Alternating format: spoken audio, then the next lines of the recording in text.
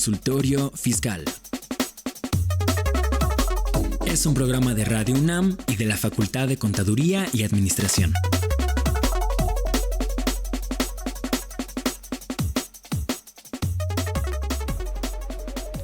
Bienvenidos, queridos amigos, muy buenas tardes. Estamos en el programa Consultorio Fiscal Radio. Su servidor Abraham Levy les da la más cordial bienvenida. Y bueno, pues estamos transmitiendo en Radio UNAM. Vamos a tener un tema sumamente interesante por ahí. Tengan papel, pluma, lapicito, gomita, todo lo que necesiten. Si nos gustan grabar también, adelante, porque vamos a tener un tema, les decía, muy interesante, que va a ser abordado además por expertazos en la materia, que es algo pues reciente, que tiene pocos años, que ha tenido una relevancia mayor, aunque ya en el mercado tiene ya algún tiempo, pero que ya hay que estar preparados, hay que estar, bueno, más allá de que preparados, hay que identificar si vamos a ser sujetos o no. Vamos a platicar de la Ley Federal para la Prevención e Identificación de Operaciones con Recursos de Procedencia Ilícita, conocida como Prevención del Lavado de Dinero, PLD. Vamos a platicar del lavado de dinero, de las actividades vulnerables de algunos de los sujetos. Vamos a platicar, es un tema súper extenso y seguramente vamos a tener una serie poquito más adelante, la vamos a relacionar con algunos otros de los temas. Y bueno, pues les damos la más cordial bienvenida a los que se están integrando. Vamos a platicar de la ley FPORPI esta tarde. Y bueno, pues antes de iniciar el programa, como ya es costumbre, vamos a regalar 2 suscripciones por 6 meses a la revista Consultorio Fiscal, la mejor de las mejores en la materia. Y esto lo vamos a hacer por medio de una pregunta, por eso estén atentos, estén muy listos para que puedan ganarla. Y en su caso, llamen por teléfono, ahorita les vamos a dar el número, los vamos a dar a conocer hoy mismo a los ganadores y será por llamada telefónica. Les sugiero que estén pendientes. Los números en cabina ya los escucharon y se los reiteramos: 55 55 36 89 89, así como el ADA 800 50 52 688. Y bueno, vamos a cuentas claras.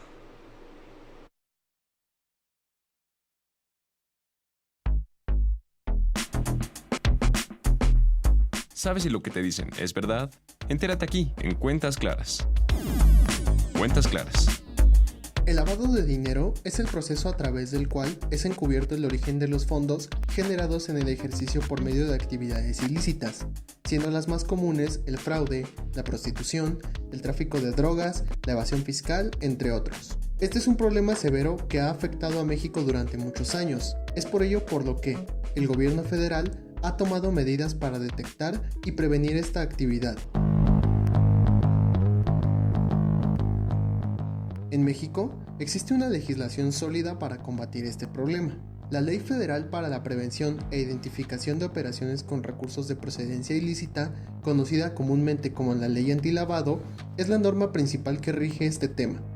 La ley antilavado establece definiciones claras de lo que se considera lavado de dinero y proporciona las bases legales para la prevención, detección y sanción de estas actividades ilegales en México. Existen instituciones encargadas de combatir el lavado de dinero, que trabajan en coordinación con otras entidades gubernamentales. Existen instituciones encargadas de combatir el lavado de dinero que trabajan en coordinación con otras entidades gubernamentales. Entre ellas, destaca la Unidad de Inteligencia Financiera, la Fiscalía General de la República y la Comisión Nacional Bancaria y de Valores. Cuentas Claras.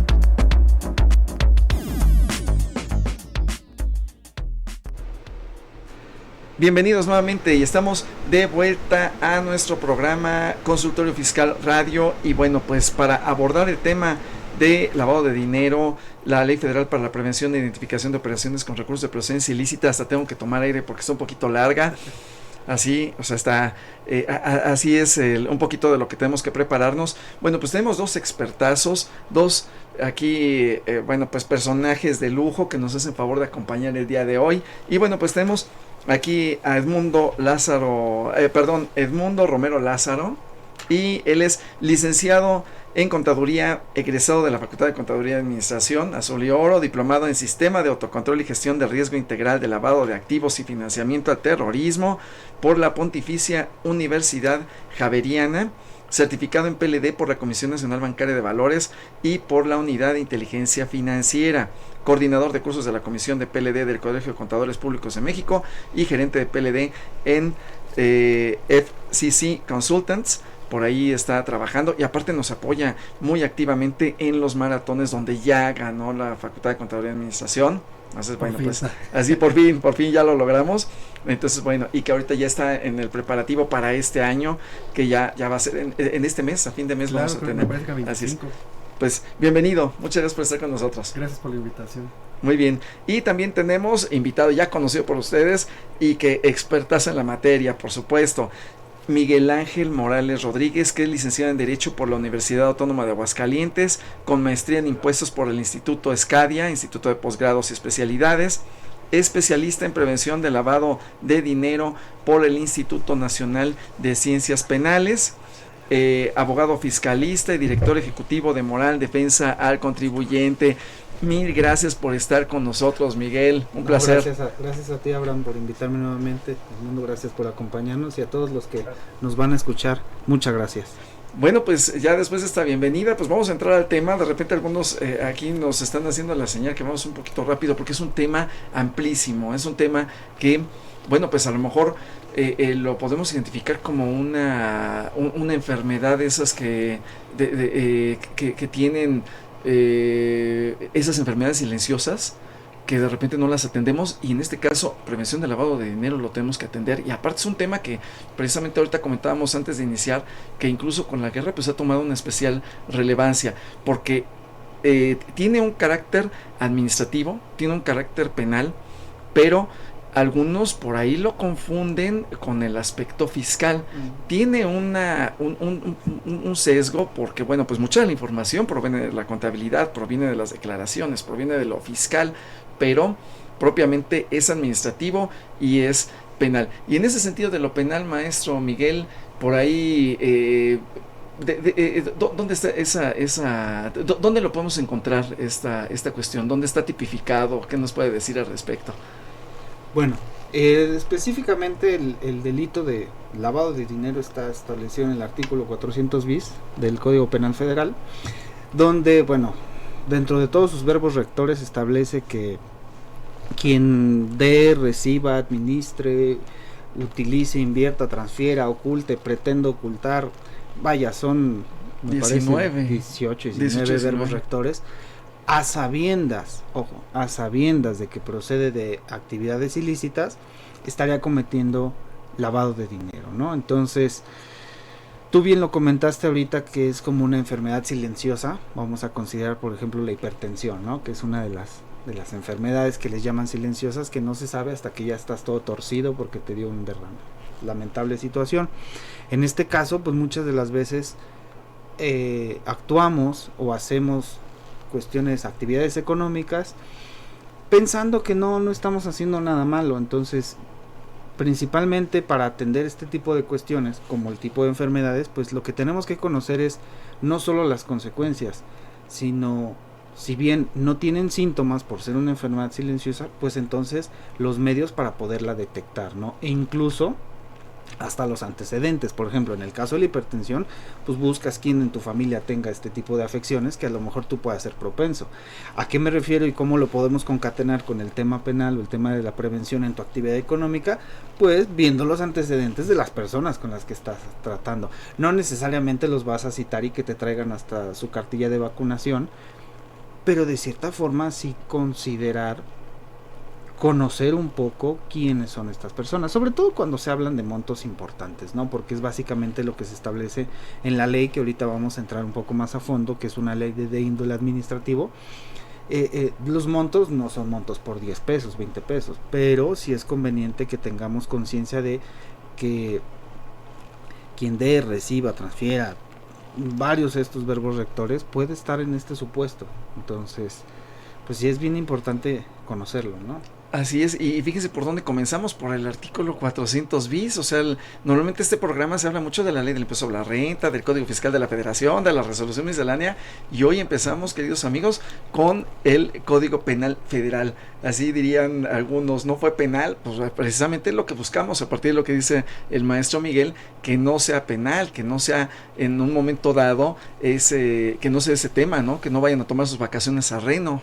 Y no a Reno, Nevada, ¿no? Sino que al reclusorio norte o al que les toque según el momento. Entonces, bueno, tenemos esa situación de estos verbos rectores, de este tipo penal que me va a llevar, porque puede ser por acción o puede ser por omisión. También es muy importante tener presente, o sea, si hago, malo, si no hago, malo o peor. Entonces también por ahí. Y ahorita vamos a regresar por ahí con los 139 y 148, ahorita que estamos con el tema caliente. Y luego por el otro lado tenemos la cuestión administrativa. En la cuestión administrativa tenemos la ley, agarre vuelo maestro, porque sí, porque está largo el nombre. Entonces tenemos que es llamada nuestra ley. Es la Ley Federal para la Prevención e Identificación de Operaciones con Recursos de Procedencia Ilícita, que también le podemos llamar por sus siglas LFPORPI para no desgastarnos, ¿no? Y ocupar la saliva para otras cosas más importantes. O como a otros lados se le conoce, la famosa Ley Antilavado. Y es importante empezar con una distinción, ¿no? Ya hablábamos del tema de los impuestos, porque aquí estamos en consultorio fiscal. Pero no significa que la prevención del lavado de dinero no sea importante, porque es algo que entra en todas las empresas y nosotros como contadores tenemos que conocerlo.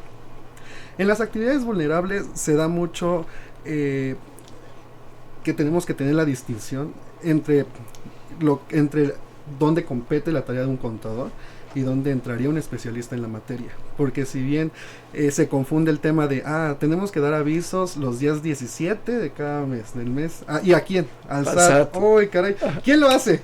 El contador. Claro, es lo primero que piensan Así los es. empresarios, ¿no?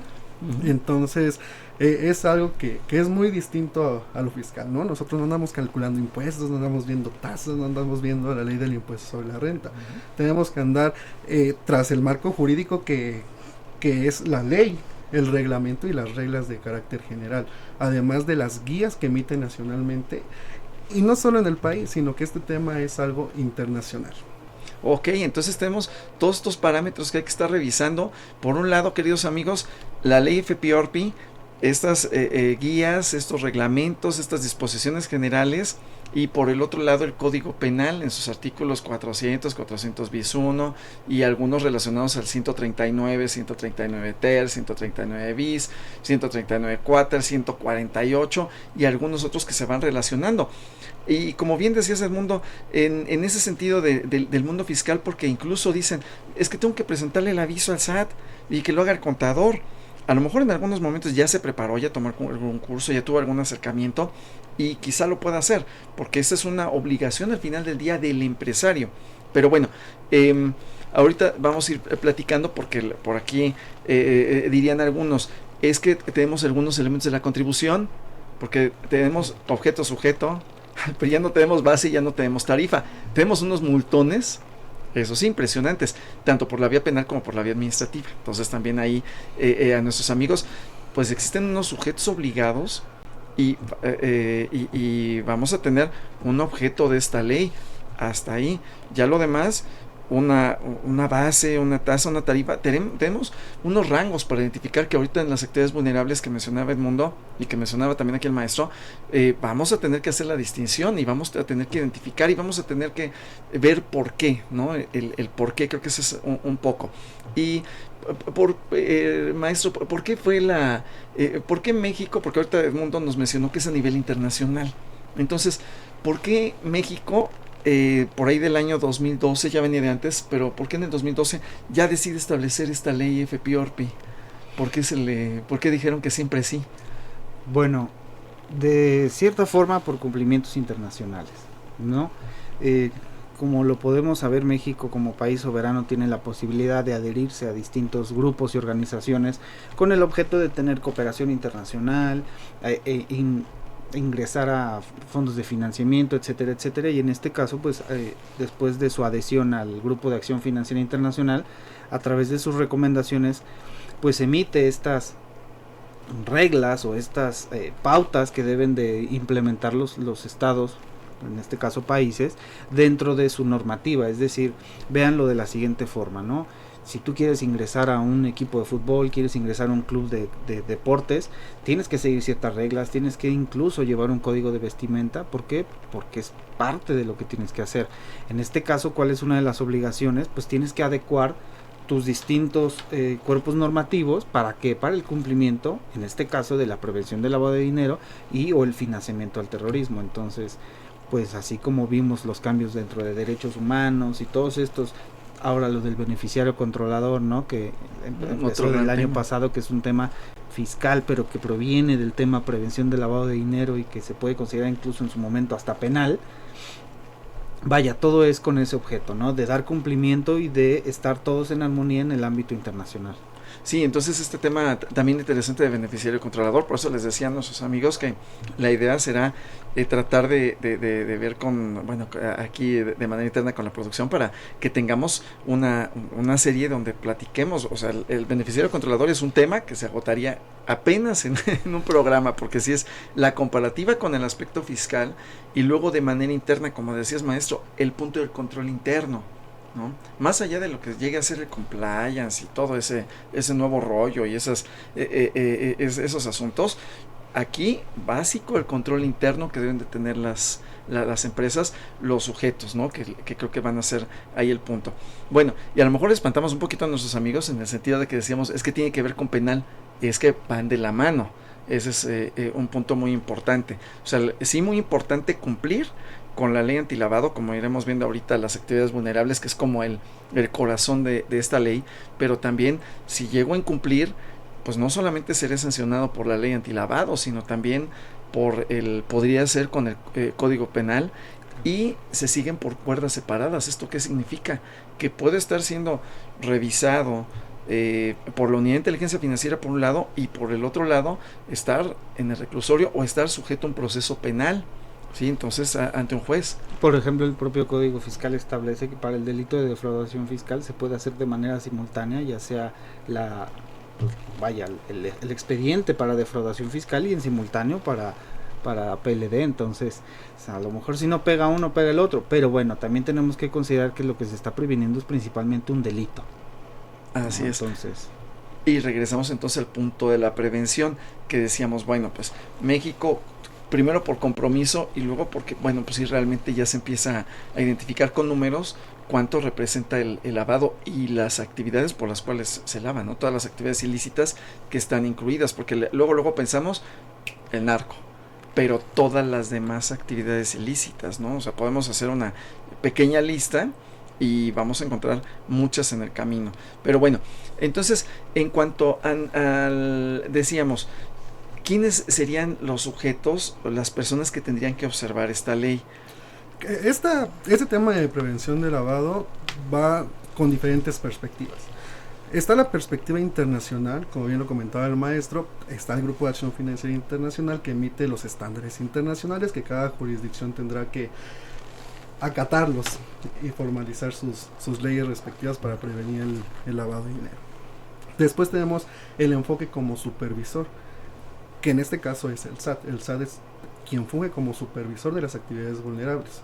Su símil podría ser la Comisión Nacional Bancaria y de Valores, que es quien supervisa al sector financiero, ¿no? Que también el sector financiero tiene que tener medidas para prevenir el lavado de dinero y el financiamiento al terrorismo, que ojo, son dos delitos que pueden parecer distintos, pero se sigue de la misma manera. Tenemos la perspectiva de la Unidad de Inteligencia Financiera, que es quien investiga y hace el lazo, el hilo de todas las operaciones y posibles cosas atípicas que pudieran encontrar en algunas personas, ¿no? Y tenemos la parte fundamental del régimen nacional, que son los sujetos obligados, las actividades vulnerables y el sistema financiero. Las actividades vulnerables son aquellas que menciona el artículo 17 de esta ley, de la LFPORPI, y nos numera 16 fracciones. Entre las más comunes podemos encontrar los juegos con apuestas, que pueden ser los casinos, por ahí las famosas ferias grandes que se llevan a cabo en el país, no quiero mencionar nombres. No, sí, iba a Aguascalientes. Okay, la del caballo, claro, el maestro sí, acá, el maestro acá, así es, ¿qué pasó? Marcos, sí, sujeto obligado sin duda. Los casinos que podemos encontrar por lo largo del país. También tenemos quienes hacen las actividades de compra y venta de vehículos nuevos y usados, ¿no? Que quizá ahí puede haber un tema con el término usados, porque digo, el contador tiene su vehículo y lo va a vender y ya es actividad vulnerable, ¿no? Hay que ver ahí los términos de la ley para ver si entra o no entra como sujeto obligado. ¿Qué carro va a vender, no? A lo mejor aquí el maestro Miguel va a vender su bote pateado, así es, o su logo de la estrellita, o algún vehículo alemán, ¿no? Claro. Así es. Entonces, bueno, pues sí se va ampliando. Y ahorita el maestro Miguel, pues precisamente sabe de lo que habla, ¿no? Pues directamente de Aguascalientes. Así es, los gallos, ¿qué más hay en Aguascalientes? En Aguascalientes, que bueno, la venta de autos es muy... sí. De los carros chocolates también, que bueno, muchos ya regularizados, queridos amigos, sí, claro. Y que recuerden, y haciendo un paréntesis, recientemente se publicó la extensión para que regularicen su vehículo hasta fin de año, entonces para que lo tengan presente, y precisamente si lo venden, Aguascalientes es uno de los estados que está en el listado donde se pueden regularizar, y bueno, pues pueden vender su troquita americana, bueno, antes americana, ahora ya legalizada, ya regularizada, así es. Entonces, bueno, pues tenemos, ya entraste al punto de las actividades vulnerables. Y entonces, pues hay que estarlas revisando, que tienen umbrales, que tienen características, que como bien dijiste, 16 fracciones por ahí, y que algunas van a tener reglas muy particulares en ese sentido, ¿sí? De cómo las compro, cómo las vendo, si presento avisos, si tengo prohibición en el uso del efectivo, que de manera general, como en el caso del abogado, que diría, pues tienes un contrato y tienes una obligación que cumplir, pero aquí las formas van a ser muy importantes, ¿no? Y cómo llevarlas a partir de la ley.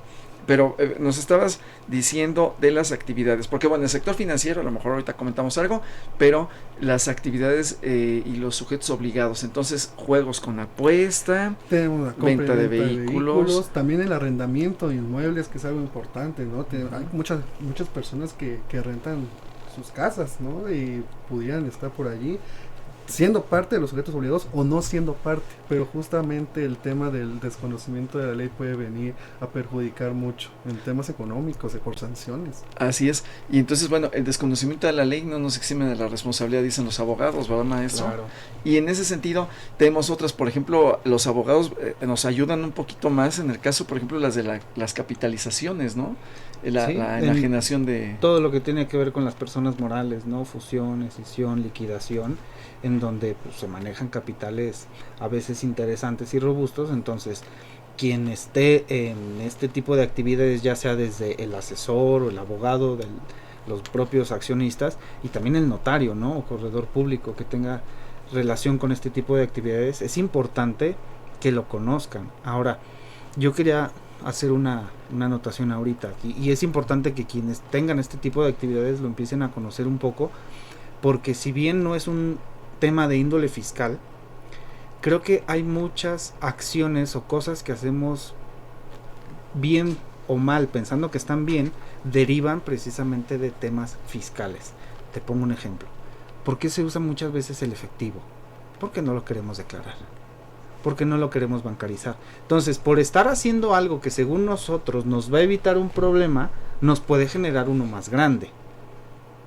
¿Por qué? Porque si nosotros tenemos alguna actividad con algún sujeto obligado y nosotros pretendiendo que le vamos a pagar en efectivo, nadie se va a dar cuenta y él a lo mejor hace una identificación y va y le chismosea al SAT, o en este caso a la Secretaría de Hacienda, pues no solo nos van a decir, oye, ¿y tú de dónde te hiciste de ese dinerito, ¿no? Sino también vamos a tener sanciones importantes. Entonces, si es, yo cuando menos lo que le podría recomendar a quien nos esté escuchando, si es empresario, tiene una actividad económica o está estudiando, es que si bien si es contador, si es administrador o si es abogado, por lo menos tenga una noción general y básica de tema de impuestos, tema de delitos, tema de derecho y tema de prevención. Ok, entonces tener todo presente. Y bueno, pues queridos amigos, vayan tomando su papel y lápiz. Vamos a hacer una pequeña pausa y regresamos con ustedes. Estamos platicando esta tarde de prevención del lavado de dinero con expertos en la materia. Gracias por estar con nosotros.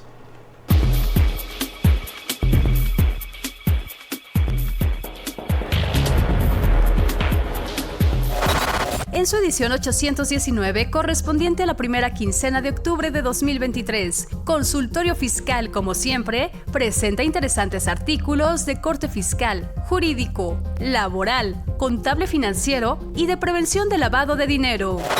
Los puntos más relevantes y novedosos de la versión 3.0 del complemento Carta Aporte son abordados por Miguel Ángel Hernández Yescas, quien destaca las implicaciones y retos que esta tendrá para el transporte en México.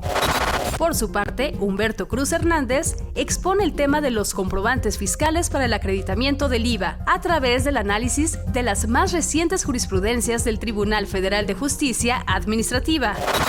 Y José Julio Solís García estudia el panorama del régimen simplificado de confianza para las personas morales, sus características, beneficios, obligaciones y recursos electrónicos, además de los medios para conocer más de los contribuyentes que se encuentran en este esquema. También encontraremos artículos igual de interesantes que nos hablan sobre el régimen opcional para grupos de sociedades a 10 años de vida tributaria, los pormenores fiscales de la enajenación de un automóvil usado por una persona física profesionista tras la pandemia, los aspectos jurídicos y fiscales de las herencias, donaciones y legados, la propuesta de modificación al artículo 73 constitucional, la sexta modificación a la resolución miscelánea fiscal para 2023 y, como cada quincena, las principales disposiciones del Diario Oficial de la Federación. Todo esto en el número 819 de Consultorio Fiscal. Suscripciones a través de la tienda electrónica publishing.fca.unam.mx o en la revista electrónica consultoriofiscal.unam.mx.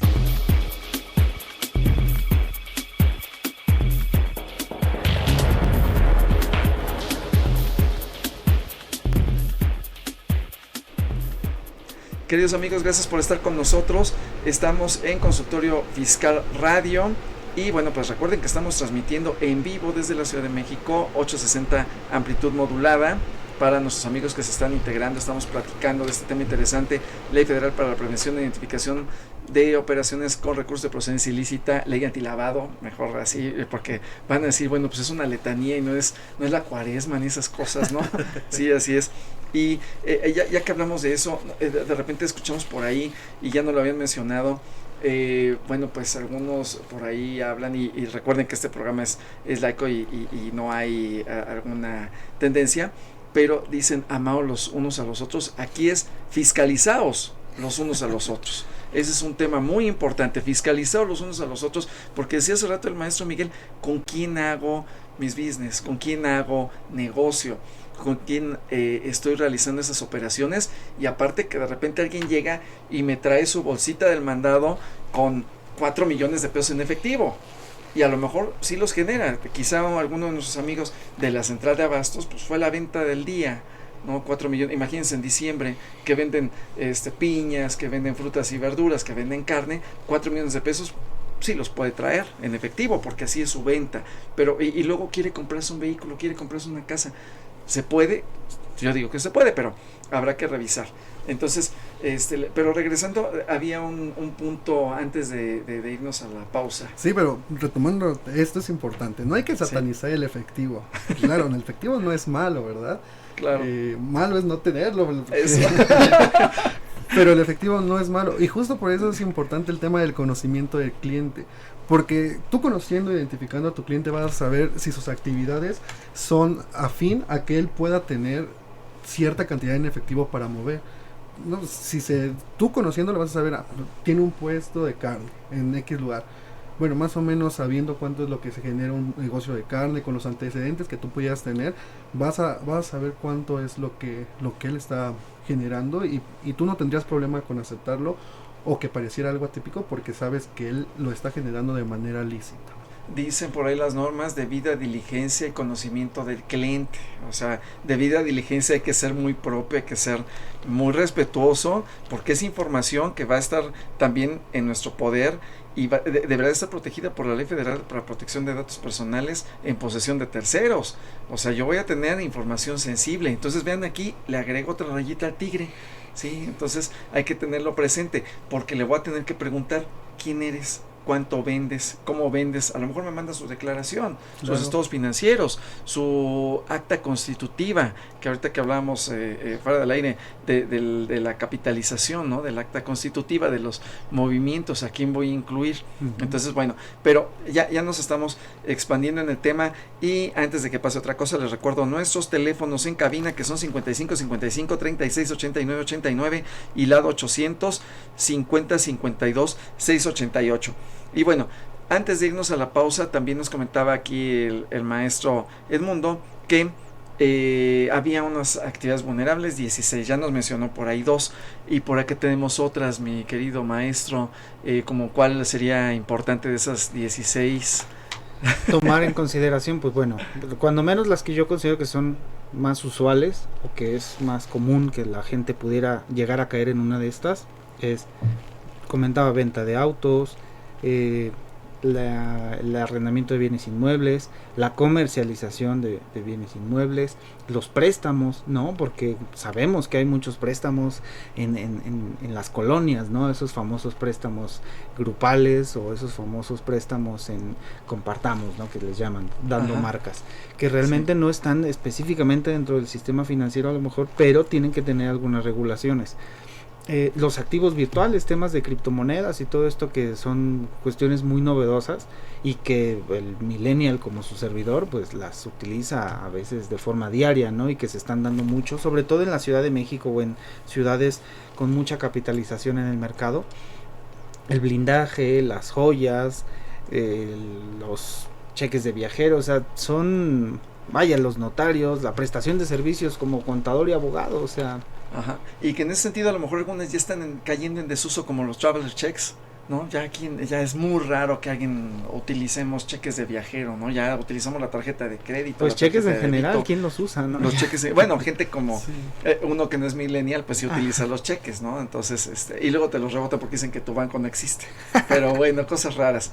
Y cosas tan novedosas, y aquí vamos a comprometer al maestro para que venga y nos platique de la ley fintech, ¿no? En este caso de los criptoactivos. Entonces, claro que sí. Por aquí lo vamos a tener en breve, que ya habíamos apalabrado y lo comprometemos aquí para que venga a platicarnos de los criptoactivos. Entonces, bueno, y por acá de este lado al sector financiero, porque dice el maestro y yo a qué hora, ¿no? Entonces, también que nos hable del sector financiero en materia de lavado, que las disposiciones, uno diría, son poquitas, no, son muchísimas, pero bueno.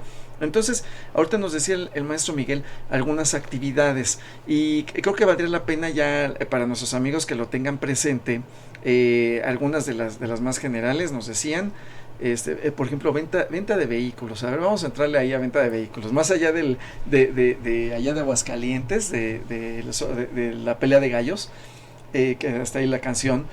En la venta de vehículos, a ver, maestro, que hay que cuidar, a lo mejor el aspecto legal para empezar, ¿no? Que tener un contrato, que el acuerdo de voluntades, o sea, es todo un entorno. Pues bueno, mira, yo creo que nos podríamos ir principalmente a quien se dedique a eso, pues primero verificar que el vehículo no venga de procedencia ilícita, porque también ya ves que eso casi no se da aquí. No, que vengan doblados, esas cosas, no. Que traigan ahí una raspadura en el número de serie, ¿no? Entonces, principalmente eso, ¿por qué? Porque ahí estaríamos hablando de que también se puede hacer el lavado de dinero, ¿no? Okay. Porque proviene de una actividad ilícita. O sea, el que robó el coche, lo cambió, le movió, le puso unas piezas y lo manda a no sé dónde y lo vende. Y entonces nuestros amigos tienen que revisar primero la procedencia del vehículo. Claro. Entonces tienen que ir, decíamos hace rato, fiscalizados los unos a los otros. Entonces yo tengo que revisar al que me vendió, o sea, no como lo vea físicamente, no, porque eso incluso es un tema de discriminación. No, en el sentido de cómo viene el vehículo, sí, que cumpla con los requisitos legales, que, como dices, que no venga remarcado, que no venga torcido, que no venga sus raspado. Papeles en orden. Ok, sus documentos en orden. Luego de repente el coyote hace los trámites y las placas trae, no sé, lo vendes en Aguascalientes, pero trae placas sobrepuestas de Tabasco, de Michoacán, y resulta que el carro se vendió en Yucatán, o hasta trae placas de Texas, ¿no? O sea, así en determinado momento. Entonces, por un lado eso, ya ahora hablando el tema de los umbrales y de los, bueno, ya como actividad, pues tiene que tener conciencia quien se dedica a esto, que existen 3 circunstancias a considerar: el umbral para el aviso, el umbral para la identificación y o el umbral para la prohibición de recibir efectivo por la venta de ese vehículo. ¿Y qué significan estos, maestro? A ver, para que nuestros amigos simple y sencillamente, el aviso, hay un umbral que son 333,000 pesos aproximadamente, son 3,210 UMAS, traducidos ahora a esa cantidad. Esta es la identificación, es decir, quién es mi cliente, hacer un expediente, copia del INE, comprobante, algunos, por ejemplo, el contrato, vaya, una documentación buena, como lo hace toda concesionaria o alguna externa o particular. Ahora, para el aviso es cuando ya superas este monto de 666,000, que son prácticamente lo doble, 6,420 UMAS. ¿Qué quiere decir? Ok, ya tengo el expediente, este canijo me compró la camioneta para la esposa la semana pasada y ahora viene por una camioneta también más grande, entonces se han ido juntando, ha tenido este tipo de actividades, o bien me compró una camioneta ya más grande, mucho más cara, entonces ya tengo su expediente, voy a darle aviso a las autoridades. Ahora, el tema del efectivo, tú lo comentaste ahorita con una persona, a lo mejor alguien que tenga su bodega en la central de abastos y cobró sus 4 millones y dice, pues yo lo quiero ahorita, me la llevo puesta. Y pues aquí existe una prohibición de aceptar efectivo por el umbral de las 3,210 UMAS. Es decir, vamos a poner a la fecha de ahorita, según la página de la UIF, son 333,005 pesos con 40 centavos, es decir, podría aceptar en efectivo un peso menos que esa cantidad, no hay ningún problema, y lo demás tendría que ser en transferencia. Entonces sí es bien importante que por lo menos conozcan su tipo de actividad y qué umbrales les aplican, si es umbral de aviso, si solo es umbral de identificación o es umbral de prohibición. Lo comentábamos aquí afuera, ahorita lo comentaste en el tema de los criptoactivos. En el tema de los criptoactivos dice aviso. No viene ninguna prohibición, y ahí es donde también debería la autoridad de ponerse un poquito más viva, porque ahí se manejan cantidades muy importantes de dinero. Digo, si quieren, ¿verdad? Si no, pues que les den China libre a la gente. Así es. Entonces nuestros amigos del SAT, que seguramente, y muy buenas tardes que nos están escuchando, bueno, pues es un área de oportunidad, vamos a verlo así. Sí, porque incluso pues, la autoridad está para ayudarnos, ¿no? Para en el efecto de la fiscalización, para combatir estas actividades ilícitas, porque bueno, pues mucha gente las utiliza, unas las utilizan para tener orden y otras las utilizan para precisamente hacer sus cochinadas y poder transmitir, sus actos ilícitos que puedan mover el dinero de manera nacional o de manera internacional, ¿no? Que es lo que está ocurriendo ahorita, porque incluso en las certificaciones que hablan de prevención del lavado de dinero, financiamiento del terrorismo, e internacionalmente habla de la proliferación de armas de destrucción masiva y otros delitos financieros. Entonces se va haciendo muy amplio, y todo empezó por el robo de un coche, el robo de una moto. El robo de una moto, ¿no? Ya no vamos más lejos, de su Mortálica o de alguna otra de esos equipos. Ok, entonces tengo que identificar o tengo que armar el expediente, que si lo vemos de manera natural ya lo debía haber yo trabajado, o sea, para el efecto legal en general, pues yo cuando compro o vendo un vehículo, pues para deslindarme de las responsabilidades posteriores, ¿no? A lo mejor con ese vehículo lo sacan a la calle y atropellan a una persona, y entonces si no se han firmado los documentos, pues ya tengo un problema. Luego los efectos fiscales, para considerar si hay un ingreso, si hay una posible deducción. La materialidad, la para sustancia cobrarle, económica. Si no me paga. Sí, y ahorita que hablábamos del beneficiario controlador, bueno, pues ahorita decías de la camioneta, compra una para la esposa y a la semana que entra compra una para la que más quiere. Híjole, que a lo mejor no es la esposa. Entonces ahí hay ese detalle, y que se van sumando. Y ahorita vemos de los avisos a quién se le avisa. No, yo creo que ya los estás espantando, profesor y maestro. Creo que la audiencia ahorita ya está diciendo, no, si voy a tener un negocio de estos, voy a tener una carga administrativa y operativa muy grande. Pero creo que hay un trasfondo muy importante que debemos de ver nosotros como ciudadanos, más allá de profesionales. Que el prevenir el lavado de dinero, además de hacer que nuestra empresa mitigue ciertos riesgos que pudieran materializarse y por ende en algún momento acabar con la entidad, también vamos a prevenir que haya niños en la calle drogándose, que las calles no estén llenas de bache, que el tráfico de armas acabe, porque al final del día sí vamos a prevenir el lavado de dinero, pero todo el dinero que se genera o los activos que se generan vienen de algún delito y este delito está haciéndole daño a nuestra sociedad. Entonces es importante que lo conozcamos, qué es la prevención, para que también podamos prevenir que los delincuentes estén en las calles. Y no solo los delincuentes, sin ahondar mucho en el tema, pues lo estamos viviendo hoy en día con el tema del terrorismo que se está viviendo del otro lado del mundo. Y lo vemos más de cerca todavía porque hay gente mexicana que creo que hubo una persona que estaba por ahí, ¿no? Que estaba como red. Entonces, quizás no se ve muy ligado, pero va de la mano. Entonces nosotros como profesionales estamos haciendo la diferencia y estamos dando nuestro granito de arena para acabar con todo esto. Entonces, no los espantes. Ok, no los espanto. Así es. Pues muy bien, queridos amigos, pues estamos hablando de este interesante tema. Recuerden nuestros números en cabina: 55 55 38 89 89, LADA 850 52 688. Y bueno, pues iremos a una breve pausa y regresamos para platicar de este tema de lavado de dinero con nuestros expertos que nos visitan el día de hoy, con el maestro Edmundo y con el maestro Miguel. Y bueno, pues regresamos en un momento con ustedes. Vamos a En Déficit.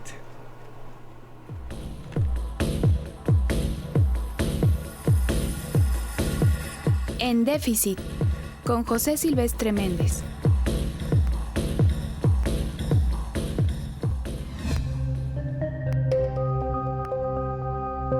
Nuevos paradigmas. Hoy planteo el tema de los nuevos paradigmas. ¿Qué es un paradigma? Es un punto de vista, un enfoque acerca de algún asunto, tema o problema.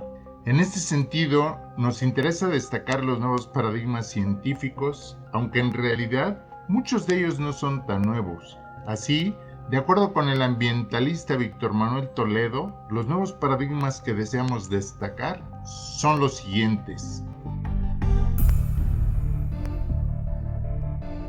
Teorías feministas. Incluye todas las propuestas para eliminar el patriarcado, el machismo y pugna en general por la igualdad de derechos y justicia para los diversos géneros. Desarrollo sustentable y sustentabilidad. Este paradigma surgió en 1987 con el informe Brundtland acerca de los problemas generados por la sobreexplotación de la naturaleza y de los seres humanos. Así, el desarrollo sustentable que abarca la esfera económica, ecológica y social debe conducir a un mundo sustentable que tome en cuenta las necesidades de las generaciones futuras. Contención de crecimiento y sobriedad. Este paradigma está en contra del crecimiento económico ilimitado. Se deben poner límites a la producción y el consumo exorbitado. La contención en ambas actividades puede lograrse si se practica la sobriedad, consumir solo lo necesario para satisfacer sus necesidades. Este paradigma está en contra del sistema capitalista que propone el crecimiento económico ilimitado. Democracia directa y participativa. Se opone a la democracia electoral o representativa que limita la participación ciudadana en muchos asuntos públicos que les competen. Propone mayor participación ciudadana. Agroecología. Este paradigma conjunta aspectos ecológicos, económicos y sociales en la producción agroalimentaria para asegurar la soberanía y seguridad alimentaria de las comunidades. Economía social y solidaria. Busca una mayor participación de cooperativas y otras formas de organización económica y social que están en contra de la explotación privada y la acumulación privada de ganancias. Se enfoca en la producción de bienes comunes. Ecotecnologías. Se basa en la aplicación de tecnologías que mejoren el medio ambiente mediante aparatos, maquinaria e instrumentos que utilicen energías no basadas en recursos fósiles y no contaminantes. Diálogo de saberes. planteado desde hace tiempo. Se basa en la discusión de científicos de diversas disciplinas sobre temas relevantes para la humanidad, como el calentamiento global, riesgos de desastres naturales, pandemias y vacunas, uso eficiente del agua potable, etc. Buen vivir, paradigma de los pueblos originarios, sobre todo de América del Sur, que vuelve a ponerse en el centro de la discusión y que parte del respeto de los derechos de la tierra llamada Pachamama. Transdisciplina, tratar de resolver problemas y asuntos comunes desde múltiples perspectivas o disciplinas, buscando el bien común. Prospectiva, es el estudio del futuro o futuros posibles. Se basa en el pensamiento anticipatorio, estratégico y de largo plazo. Busca la solución de problemas humanos tomando decisiones ahora que repercutirán en el futuro. Los prospectivistas plantean que el futuro primero lo imaginamos y luego lo construimos. Todos estos paradigmas plantean que otro mundo es posible, un mundo donde la ética, la responsabilidad social, la solidaridad, la empatía estén presentes en las acciones humanas. Un mundo donde las mercancías, las ganancias, el mercado, la productividad, la rentabilidad y la competitividad no sean el eje rector del accionar humano. Un mundo en donde el florecimiento de los seres humanos sea una realidad. Una nueva civilización que sea compatible y respetuosa del entorno. Una sociedad del bien común.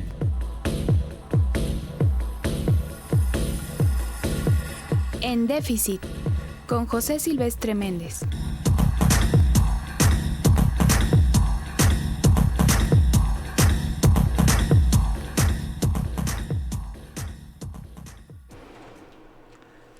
Gracias amigos por estar con nosotros, muy buenas tardes a los que se están integrando y bueno, pues estamos platicando un tema súper interesante que dijéramos ya lo abarcamos todo, no, está muy amplio. Y bueno, pues estamos hablando de la Ley Federal para la Prevención e Identificación de Operaciones con Recursos de Procedencia Ilícita, tema muy interesante, tema muy profundo. Y bueno, pues ya tenemos algunas preguntas de nuestros queridos amigos del auditorio. Y bueno, pues las vamos a ir abordando muy aquí de manera muy atinada por nuestros invitados. Y bueno, pues maestro, por ahí, maestro Miguel Ángel, va la primera pregunta. Échale. Nuestro auditorio nos dice... Llega una persona común y corriente, llega a tu servidor y quiero comprar un coche nuevo, no importa la marca para que ninguno se ponga difícil. Ok, llego a la agencia y quiero comprarme un coche nuevo porque me gustó el color rojo que está ahí. Ok, me lo compro. Bueno, me acerco al vendedor y le digo, oye, ¿sabes qué? Te lo quiero comprar en efectivo. El coche está, pues a lo mejor es uno que tiene un precio razonable, ahí un poquito más fuerte, pues cuesta 500,000 pesos. Entonces, me dice el vendedor, oiga, solamente le voy a recibir el 85% en efectivo. ¿Qué tan real es esto? ¿Cómo deben de ir nuestros amigos preparados? ¿Qué tiene que ver esto con los umbrales? ¿Qué tan cierto es esto? Y en ese sentido decíamos, pues, cómo deben de ir preparados, ¿no? Para enfrentar este tipo de respuestas e incluso también si nuestros amigos vendedores están escuchándonos, pues ver esa cuestión y también nuestros amigos los diseñadores de las políticas dentro de las agencias, qué consideraciones deben de tener en relación al cliente y en relación sobre todo a la ley antilavado. Bien, aquí no hay que perder de vista, como bien lo dijiste tú hace rato, los sujetos obligados. En este caso, él quiere comprar el vehículo, él realmente no tiene ninguna obligación más que fiscal para en su momento declarar de dónde provino ese dinero, porque pues si va a comprar un carro en efectivo, pues se lo van a facturar, ¿no? Sino aquí es a quien lo comercializa, porque bien, el umbral de prohibición establece las 3,210 sumas, es decir, si le dice, ok, vale 500,000 pesos, solo te voy a aceptar un 85%. Vamos a suponer que se traduce alrededor de 400 y tantos mil pesos. Estos 400 y tantos mil pesos ya supera el umbral. Hace rato lo comentábamos, el umbral son alrededor de 333,005 pesos, .40 centavos. Sin embargo, aquí hay una cuestión que tenemos que tener en cuenta bien importante. La ley antilavado, por ejemplo, en el artículo 32 establece este umbral para prohibición. Sin embargo, el reglamento en su artículo 6 establece que para lograr estos umbrales o para la cuantificación no se tienen que considerar contribuciones o accesorios. Y cuando tú vas a comprar un vehículo nuevo, pues estamos de acuerdo que es el impuesto por el ISAN y el IVA, ¿no? Entonces, bueno, si el vehículo a lo mejor cuesta 300,000 pesos, no supera el umbral, pero más IVA, más el otro impuesto, vamos a suponer que ya son 370. Entonces, ahí tendríamos la pregunta, esa es la pregunta que se tendría que hacer el que lo comercializa o el que lo vende. Se lo acepto entonces porque la ley dice, o la ley especifica y el reglamento establece que solo es por el precio, sin contribuciones, entonces sí, entonces no. ¿A qué nos tenemos que apegar? Bueno, la ley es clara en establecer un monto y un umbral. El reglamento establece que no se deben de considerar contribuciones o accesorios. Si vale menos de 333,000, puedo pagar eso en efectivo. El IVA y el otro impuesto lo pago también en efectivo. A lo mejor por eso son los 400 y tantos mil pesos, ¿no? Pero ¿saben qué? Abogados, contadores, público en general, quienes comercialicen, ya hay un precedente de la Sala Superior del Tribunal de Justicia Administrativa, no quiere decir que ya sea jurisprudencia, donde estableció que no. La interpretación del artículo 6 del reglamento es únicamente para saber si la cantidad sin contribuciones y sin accesorios es susceptible de identificar o para el umbral. Es algo verdaderamente absurdo, porque bueno, si no, entonces ¿para qué pones una cosa o pones otra? ¿No? Mejor vete por una sola. ¿Esto qué quiere decir? A un contribuyente lo multó el SAT porque precisamente recibió estos 333,000 en efectivo por el valor del carro, más el impuesto, más el otro impuesto en efectivo, que a lo mejor se traduce en esos 85% que manifiesta, ¿no?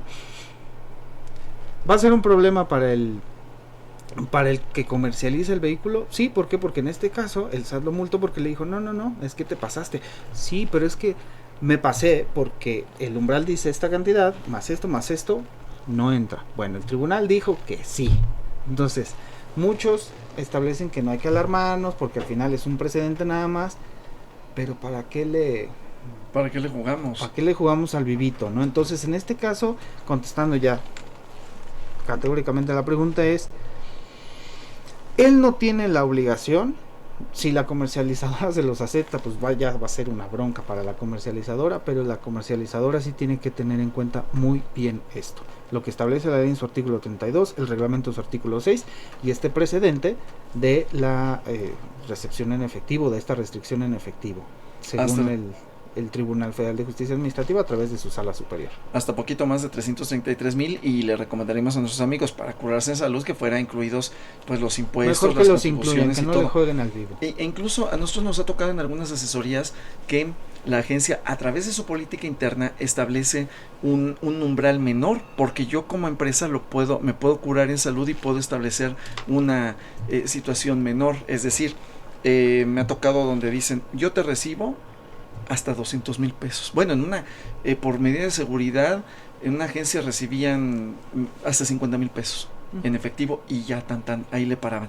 Entonces, bueno, yo puedo establecer del umbral hacia abajo, claro, a través de mi política, lo que yo decida, por medida de seguridad, por tratar de relacionarlo, pero que tampoco le intenté sorprender a nuestros amigos del auditorio con un argumento que no corresponde, ¿no? Sí. Entonces, bueno, sí, ese por un lado. Y saludos, ese fue en Ciudad de México a Isabel Mendoza. Y tenemos otra pregunta porque ya se nos está acabando el tiempo, ya nos quedan 5 minutitos por ahí. María Robles de Guanajuato. Uy, a ver, después de algunos meses el banco me llamó para que les explicara el por qué recibía varios depósitos al mes en mi cuenta. Y bueno, pues aquí en ese sentido pues son nacionales e internacionales. Y dice, las razones, mis hermanos, pues no utilizan la banca móvil y deben de depositar para las necesidades de los padres. Entonces aquí les llega una cantidad con motivo del apoyo, con motivo del gasto.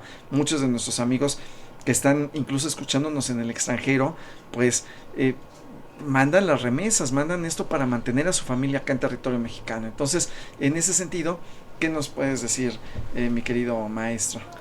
Bueno, vamos a, como dicen en el TikTok, contestamos esta pregunta en los 4 minutos que restan del video. Ok. Es importante mencionar que estamos hablando, el tema principal de actividades vulnerables, y esto ya vamos enfocado al sistema financiero, que son otro tipo de sujetos obligados.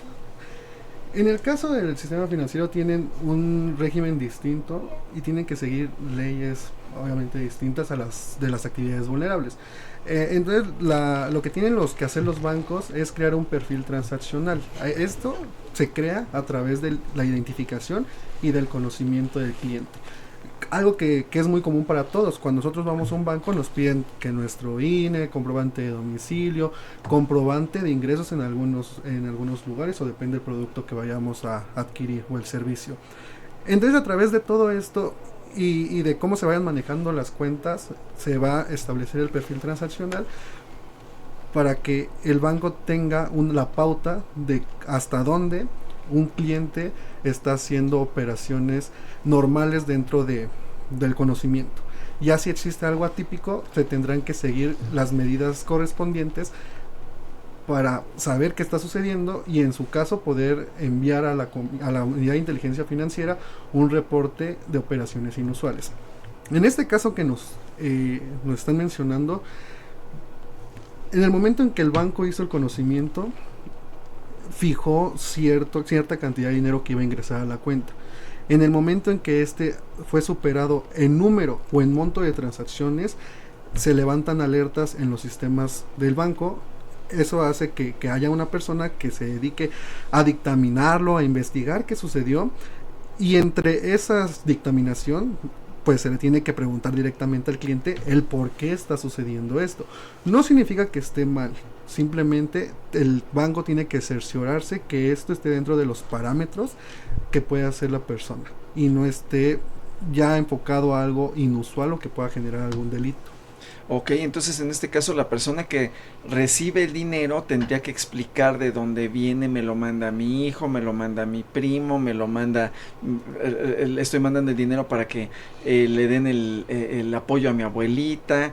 Y bueno, pues tratar de cuidar. Aquí lo que se recomendaría para nuestros amigos es de que la operación la hagan a través de transferencias electrónicas, que no lo hagan a través del depósito de efectivo. Si no hay de otra, bueno, pues a muchos de nuestros amigos les pagan en el caso de Estados Unidos dólares americanos en billetes, y bueno, pues así depositan, pero que hagan la transferencia para que quede una secuencia, ¿no? Esa sería alguna de las recomendaciones. Sí, otra recomendación es que se acerquen directamente a la institución y ellos mencionen que van a recibir una cantidad en efectivo por cierta actividad, o porque se fue el marido, o porque va a recibir dinero de un testamento, la cuestión que sea, que vayan y lo informen a la institución para que ellos tengan conocimiento y no sea algo atípico en su momento. Ok, pues muy bien. Y bueno, pues ya 1 minuto de conclusiones, mi querido maestro. Ya sé que ya el compromiso está hecho, tienen que regresar.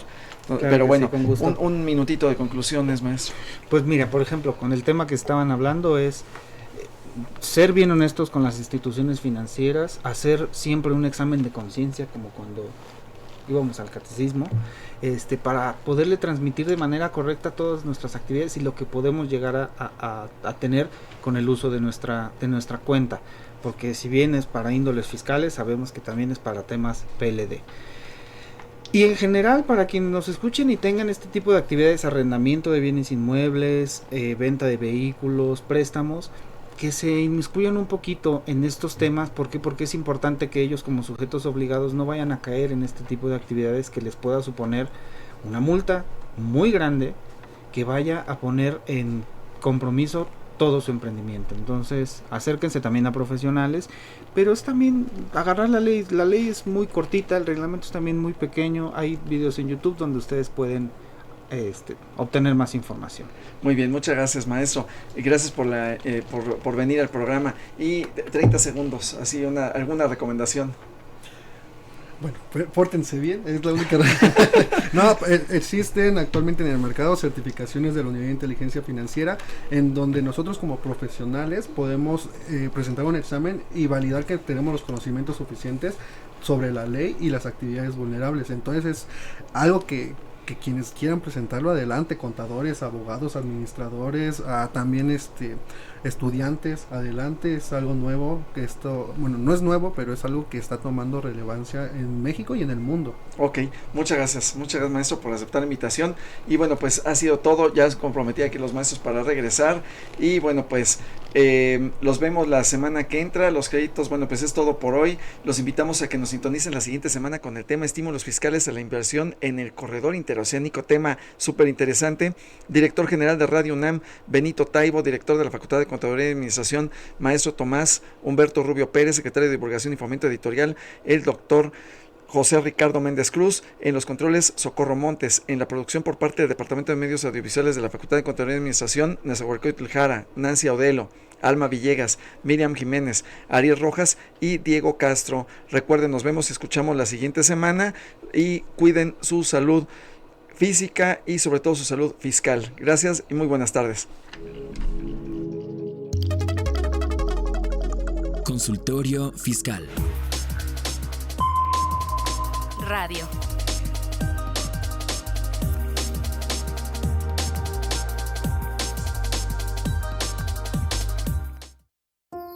Joy Laville. El horizonte y la pintura. 100 años de su nacimiento,